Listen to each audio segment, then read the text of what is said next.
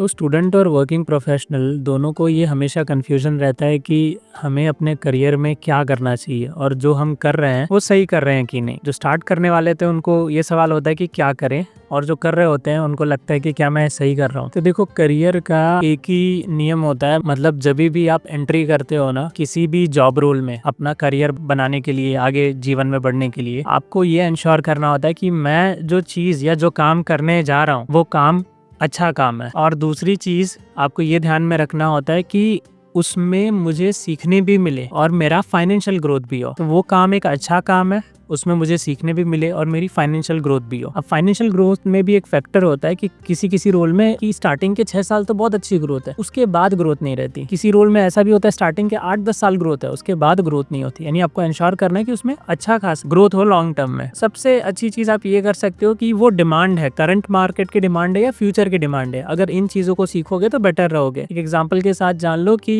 जो आज के टाइम पे मशीन चलाते हैं उनकी सैलरीज आज के टाइम पे बहुत कम है। एक टाइम पे मशीन ऑपरेट करने वाले या मशीन के नॉलेज रखने वाले वो बहुत डिमांड में थे, सबसे ज्यादा अर्नर थे। आज वो काफी कम हो गया। मशीन ऑपरेटर्स की अब ज्यादा सैलरी नहीं रह गई क्योंकि शिफ्ट आया ना, सॉफ्टवेयर ज्यादा डिमांड में आ गए, सॉफ्टवेयर का ज्यादा डिमांड बढ़ गया। अब जो सॉफ्टवेयर इंजीनियर है वो ज्यादा कमाते हैं। लॉन्ग टर्म में मेरा ऐसा मानना है, जब आपको अच्छा खासा एक्सपीरियंस हो जाता है, पैसे भी अर्न करते हो, finding a job that gives you freedom, flexibility plus pay, that is very much important. मेरा ऐसा मानना है, आप जॉब को कम से कम 5 घंटे तो करोगे, राइट? कहीं पे भी जॉब करोगे 5 घंटे तो आप काम करोगे, तो 5 से 8 घंटे आप अपने दिन के दे रहे हो और उसमें आपको फ्रीडम नहीं महसूस हो रही, कैद जैसी महसूस हो रही है। स्टार्टिंग में अगर ऐसा हो रहा है तो कोई बात नहीं, लेकिन आगे जाके 2-3-4 साल हो गए, आपको अभी भी कैद जैसा लग रहा है, आपको कोई फ्रीडम नहीं है, ना सोचने की फ्रीडम है, ना काम करने की फ्रीडम है, ना फ्लेक्सिबिलिटी है, ना अच्छा बिहेवियरल है, तो इस हिसाब से तो आप डिप्रेस होते जाओगे कुछ सालों में। और दूसरी चीज ये भी समझनी है कि मैं जिस तरह का व्यक्ति हूँ और जो ये वर्क मुझसे demand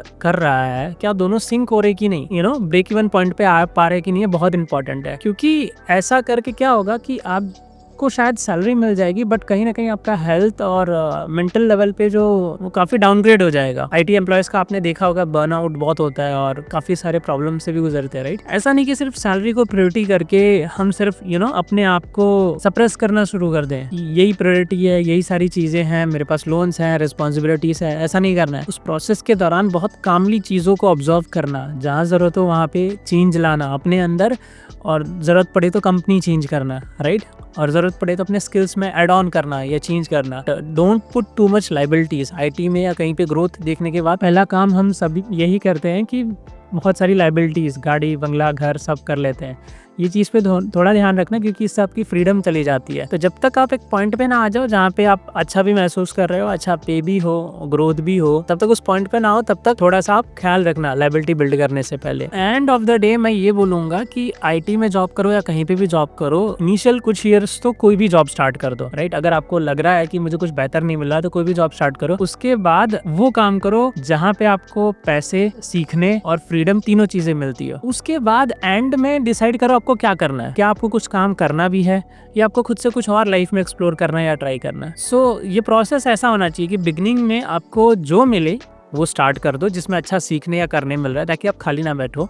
second thing, then process की जहाँ पे आपको अच्छा सीखने मिले, गुड लर्निंग जो मार्केट में डिमांड में हो, अच्छा पे भी मिले और उसके बाद अच्छा फ्रीडम भी मिले। और तीसरी चीज, आप इस साइकिल से ही आउट आ सकते हो, क्योंकि इतना एक्सपोजर लेने के बाद, कॉर्पोरेट्स में कुछ ईयर्स स्पेंड करने के बाद, you can decide what you want to do in life. लेकिन इन प्रोसेस के दौरान किसी भी स्टेप में, पहले ही स्टेप में इतनी लायबिलिटी नहीं बिल्ड कर लेना या इतने ज्यादा लोन्स, इतने ज्यादा बर्डन नहीं ले लेना। आप चेंज कर ही नहीं सकते या आप सोच ही नहीं सकते। जो सेकंड पार्ट है इस प्रोसेस का, पहले कुछ भी करना, वो काम करना जिसमें पैसे, फ्रीडम और लर्निंग तीनों हो। वहां पे आप कुछ चीजें प्लान कर सकते हो, आगे सोच सकते हो, जहाँ पे थोड़ी लायबिलिटीज ले सकते हो। और तीसरे पार्ट में तो आप इस लेवल पे आ जाते हो कि लाइफ में आप जो भी चाहो अचीव कर सकते हो, जो भी चाहे वो कर सकते हो। तो इस चीज को दिमाग में रखना कि आपको फर्स्ट पार्ट में स्टक नहीं हो जाना, ना ही सेकंड पार्ट में स्टक होना है। आपको मिनिमम सेकंड या तीसरे पार्ट होना है आपको लाइफ में, करियर में। ये चीज ध्यान में रखना। एंड 25 फेब को हम न्यू बैच स्टार्ट कर रहे हैं स्टैटिस्टिकल प्रोग्रामर की।